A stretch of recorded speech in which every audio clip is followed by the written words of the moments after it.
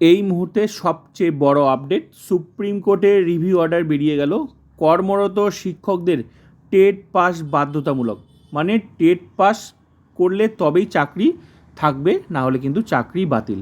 তো সময় বাড়ালো 31শে আগস্ট 2028-এর মধ্যেই পাস করতে হবে। পুরো আপডেটটা আমি দেখাচ্ছি। কর্মরত শিক্ষকদের জন্য টেট বাধ্যতামূলক 2028 পর্যন্ত সময় বাড়ালো সুপ্রিম কোর্ট। সুপ্রিম কোর্টের নির্দেশে কর্মরত শিক্ষকদের জন্য টেট পাস বাধ্যতামূলক করা হলো।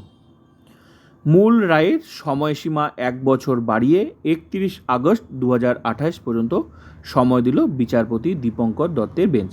তো সময় আছে 2026 সাল, এখনও 2028, তো সময় আছে। আশা করি পড়াশোনার একটা ভালো সময় দিয়েছে, তো এটা ভালো ভালো দিক, একটা সময় বাড়িয়েছে, 1 বছর বাড়িয়েছে। তো এখন বিষয় হচ্ছে মানে পাস করতে হবে, তবেই কিন্তু নিজের চাকরিটা মানে থাকবে, না হলে কিন্তু চাকরি বাতিল হচ্ছে। এটা বোঝাই যাচ্ছে যে রিভিউ অর্ডার কিন্তু বেরিয়ে গেল। তো এই ছিল আপডেট, সবচেয়ে বড় আপডেট, যে টেট পাস কিন্তু এখন করতেই হবে, সবাইকেই করতে হবে। তো ভিডিওটা ভালো লাগলে like, comment, subscribe and share.